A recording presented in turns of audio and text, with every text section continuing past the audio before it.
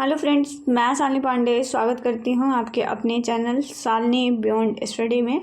आज हम सॉल्व करने वाले हैं जो आपका आइडियोलॉजी का भी पेपर हुआ था 6 तारीख को, तो उस पेपर को हम सॉल्व करने वाले हैं। मैंने इसके कुछ क्वेश्चन को जो है वो ट्रू एंड फॉल्स वाले को करा भी दिया था, लेकिन आप लोगों की मांग थी कि जो है वो क्वेश्चन को पूरा एनालिसिस करके अच्छे से बताया जाए, तो इस वजह से जो है वो ये वीडियोज़ आपके लिए बनाए जा रहे हैं। सही और गलत आपसे पूछा गया था। पहला क्वेश्चन है, स्टेशनरी ट्यूब जो है वो आंतरिक कान का हिस्सा होती है, तो ये आपका क्वेश्चन है जो कि बिल्कुल गलत है। हमारे मध्य कान का भाग होता है स्टेशनरी ट्यूब। ठीक है, तो ये आप ध्यान रखेंगे। जो वायु के दाब को बनाने का काम जो है वो करती है, मतलब जो एयर प्रेशर होता है उसको मेंटेनेंस करने का काम जो है ये करती है, तो ये आप ध्यान रखेंगे। स्टेशनरी ट्यूब जो है वो आंतरिक कान का नहीं, हमारे मध्य कान का जो है वो भाग होता है। अगला है, बच्चों को ईयर मोड के साथ श्रवण यंत्र पहनना चाहिए, तो ये ठीक लिखा गया है। बच्चों को ईयर मोड जो होता है उसके साथ श्रवण यंत्र को पहनना चाहिए। अगला है, कोक्लिया इम्प्लांट सीधे श्रवण तंत्रिका को जो है वो उत्तेजित करता है।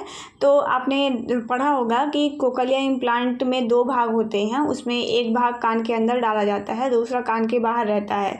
तो जो भाग कान के अंदर डाला जाता है वो इलेक्ट्रोड होता है, और इलेक्ट्रोड के माध्यम से जो विद्युत संकेत है वो हमारे ब्रेन तक जो है वो पहुंचाई जाती हैं। तो कोक्लिया इम्प्लांट सीधे श्रवण तंत्रिका को उत्तेजित करता है, ये बिल्कुल सही स्टेटमेंट आपका लिखा गया है। अगला है, ओई 1 महीने के बच्चे पर किया जाता है, OAE, ठीक है, तो जिसे आप ऑटोकोस्टिक इमिशन जो है कहते हैं। तो ये 1 महीने के बच्चे पर नहीं, मतलब 6 महीने के स्टार्ट होता है। 6 महीने से 2 वर्ष तक के या 3 वर्ष तक के बच्चों पर हम ये करते हैं, तो ये बिल्कुल गलत आपका लिखा गया है। अगला है, हार्डवेयर प्रणाली कक्षा प्रवर्धन उपकरण का एक प्रकार होता है, तो ये सही है। जो आपने हार्डवेयर सिस्टम पढ़ा है वो ग्रुप में जो है वो बच्चों को पढ़ाने के लिए इस्तेमाल किया जाता है, तो ये आपका बिल्कुल सही लिखा गया है। ठीक है, तो देखिएगा, फिर भी अगर आपको किसी क्वेश्चन पर डाउट है तो फिर आप कमेंट करके बताइएगा, देखा जाएगा उस क्वेश्चन को भी। अगला कुछ बहुविकल्पीय प्रश्न आपको दिए गए हैं, जिसमें पहला है, यदि श्रवण यंत्र पहनने पर सीटी की आवाज़ आती है तो इसका क्या कारण हो सकता है। तो यह बैटरी कम हो गई है, आवाज़ कम होना, बैटरी सही प्रकार से ना लगना, कान का सांचा सही प्रकार से फिट ना होना। तो कान का सांचा अगर सही प्रकार से फिट नहीं रहता है तो सीटी जैसी आवाज़ जो है वो देखने को मिल जाती है। और भी रीजन्स इसमें हो सकते हैं, लेकिन वो आपका सही हो जाएगा। अगला है, CI के परिणाम निम्नलिखित कारकों पर जो है वो निर्भर करते हैं, मतलब कोक्लिया इम्प्लांट के परिणाम जो है वो किन किन कारकों पर निर्भर करते हैं। देखिए, इसमें बहुत सारे क्वेश्चन कोक्लिया इम्प्लांट से पूछ लिया गया है। अगर 2 नंबर भी पूछा गया है तो वो बहुत ज़्यादा हो जाएगा। ठीक है, तो 2 क्वेश्चन आपके बने हुए हैं कोक्लिया इम्प्लांट से। तो पहला है, इम्प्लांटेशन के समय अवधि और श्रवण हास की शुरुआत की उम्र, श्रवण बाह्यता की अवधि और उपयुक्त तो सभी। तो इसमें डी वाला सही हो जाएगा, क्योंकि आपने पढ़ा होगा कि कोक्लिया इम्प्लांट जो होता है वो हम बच्चों की उम्र पर भी निर्भर करता है। जितनी कम उम्र में हम बच्चों का कोक्लिया इम्प्लांट करवाते हैं उतना ही बेहतर परिणाम देखने को मिलेगा।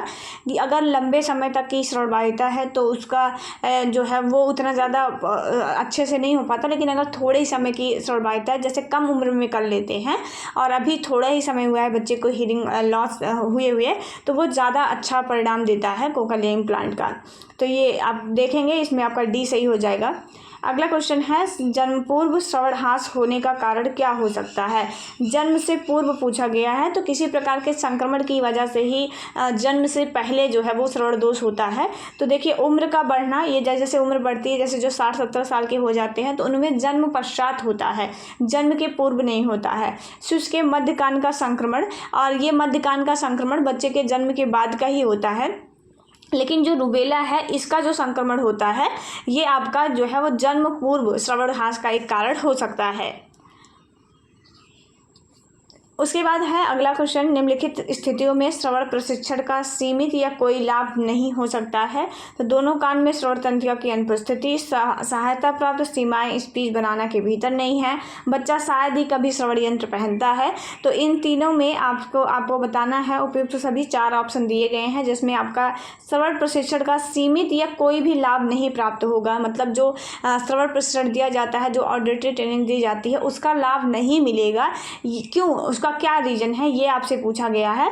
तो ये तीनों आपके रीजन्स हो सकते हैं कि दोनों कानों में श्रवण तंत्रिका की अनुपस्थिति हो जाए, या सहायता प्राप्त जो स्पीच बनाना है उसके भीतर ना रहे, और बच्चा कभी कभी श्रवण यंत्र पहनेगा तो भी ऑडिटरी ट्रेनिंग का फ़ायदा वो नहीं मिल पाएगा। तो ये डी वाला जो है वो आपका इसमें सही हो जाएगा।